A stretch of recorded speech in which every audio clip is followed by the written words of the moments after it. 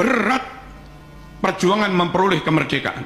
Lebih berat lagi, ada bangsa lain berdandan kayak ulama, berdandan kayak syekh, yang tentu warga Indonesia yang muslim sangat menghormati orang yang dandanannya kayak ulama.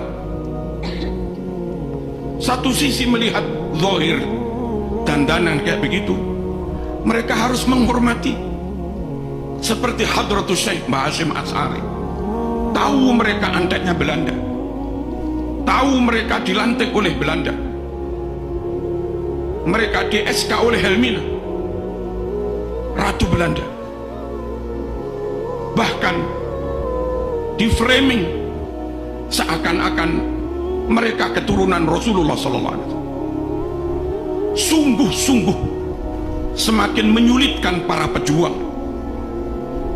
Nggak mungkin kemerdekaan tidak direbut. Kalau sekedar menghadapi Belanda, karuan kafir gampang, Mas.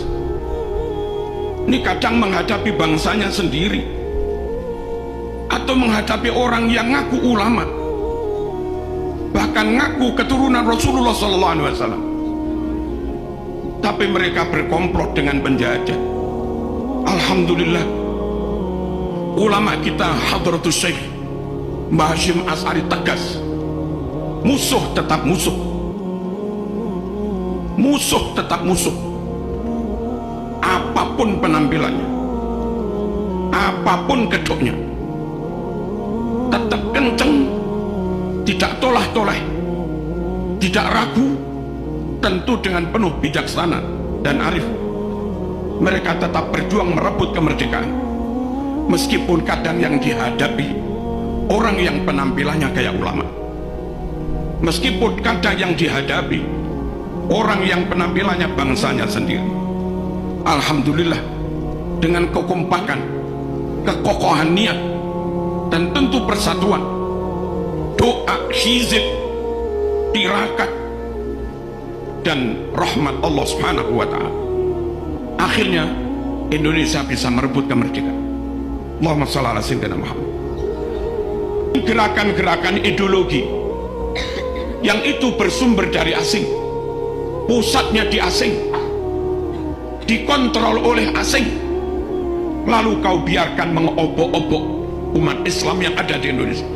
Ketahuilah, Syiah asing, Wahabi asing, Ikhwanul Muslimin asing, gerakan Hizbut Tahrir asing, Islam Ahmadiyah asing, pusatnya di luar negeri, sebagian di London, dikontrol dari luar negeri.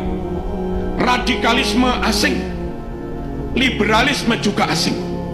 Asli Indonesia Ahlus Sunnah wal Jamaah, seperti yang hari-hari kita amalkan, kita yakini, ala thariqati nahdlatil ulama.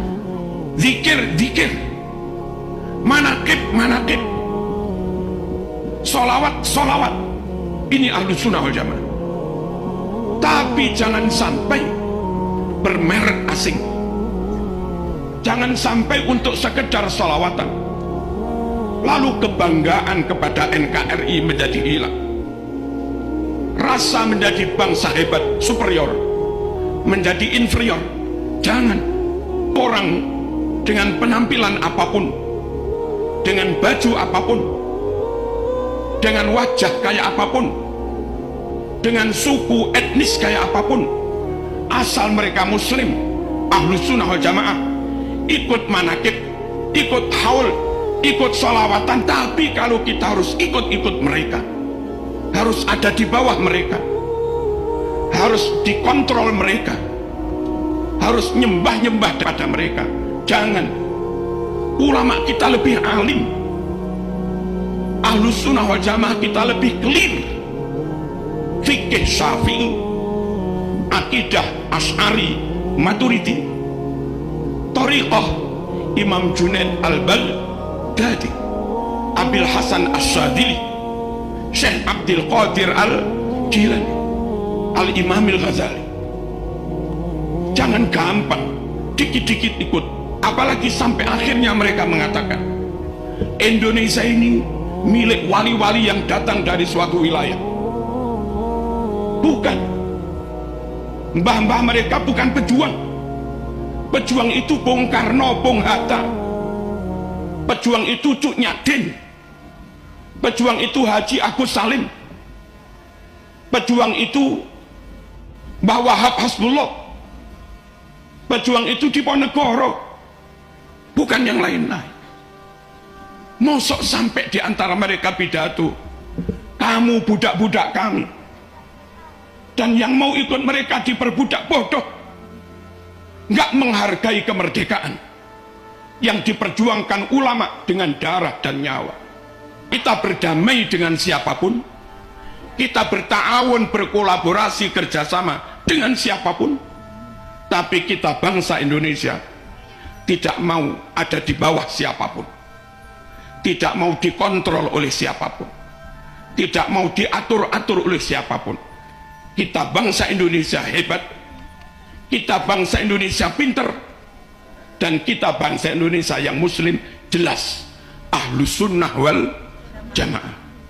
Kalau dulu Indonesia harus belajar bahasa Arab ke Timur Tengah, hari ini di UIN Malang S2, S3 kadang ada Pak mahasiswa dari Arab ambil bahasa Arab di Malang.